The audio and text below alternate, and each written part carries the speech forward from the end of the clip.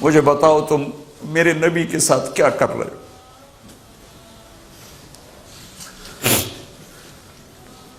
وہ تمہیں فرقوں میں بانٹ کر گئے تھے یا امت بنا کر گئے تھے؟ کیوں اس نادان کھیل میں اپنی زندگی برباد کرتے ہو؟ کیوں نہیں مسلمان بن کے رہتے ہو؟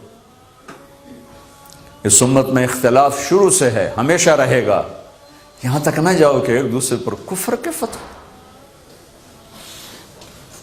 جنت میں کون جائے گا؟ سنیوں نے کہا وہابی کافر، وہابیوں نے کہا سنی کافر، بریلیوں نے کہا دیوبندی کافر، دیوبندیوں نے کہا بریلوی کافر، شیعہ نے کہا سنی کافر، سنی نے کہا شیعہ کافر۔ جنت میں کون جائے گا؟ کچھ تو بھائیو میرے نبی کی محنت کی قدر کرو۔ میرے نبی تو غیروں کو اپنا بنانے آئے تھے، ہم نے اپنوں کو غیر بنا دی۔ جو نفرت کی آگ وہاں بھڑک رہی ہے، یہاں مت بھڑکاؤ۔ جاؤ میرے دیس میں دیکھو کتنے سر کٹ چکے، کتنے سہاگ اجڑ گئے، کتنی مائیں بے آسرا ہو گئیں، کتنی جوان بیٹیوں کی مانگ ویران ہو گئی۔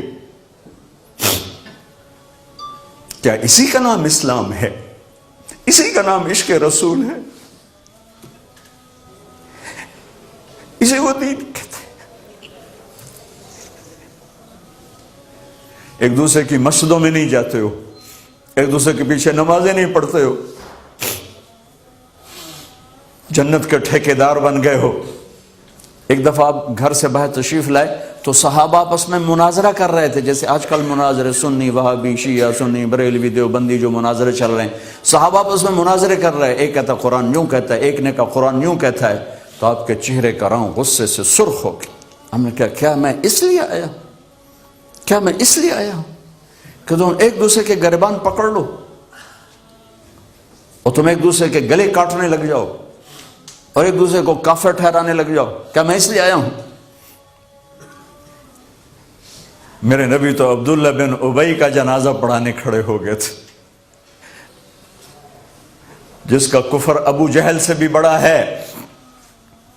ابو جہل اوپر کی دوزخ میں، عبداللہ بن ابی سب سے نیچے کی دوزخ میں ہے۔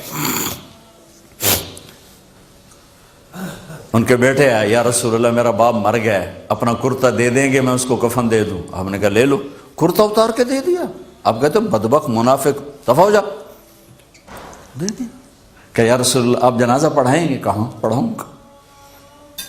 باقی منافقوں کا تو کسی کو پتہ نہیں تھا سوائے اللہ کے نبی کے، لیکن عبداللہ بن ابی کا منافق ہونا تو سب کو معلوم تھا۔ آپ جنازے کے لیے عمر سامنے آ گئے، یا رسول اللہ یہ کون ہے؟ کہ مجھے پتہ ہے کون ہے، تو آپ اس کا جنازہ کیوں پڑھا رہے؟ کہ شاید اللہ معاف کر دے۔ کہ عمر پیچھے ہٹ جا، مجھے پتہ ہے یہ کو، میرے اللہ نے کہا ہے تو ان کے لیے دعا کر یا نہ کر، میں معاف نہیں کروں گا، میں کرتا ہوں شاید اللہ معاف کر دے۔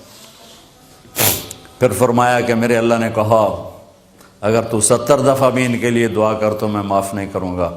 اگر میرا اللہ کہتا اے میرے محبوب اگر آپ 70 دفعہ اس کے لیے دعا کریں گے تو میں معاف کر دوں گا، تو میں اس کم بخت کا 70 دفعہ جنازہ پڑھا دیتا۔ مجھے بتاؤ تم کہاں سے یہ دین لے کر آئے ہو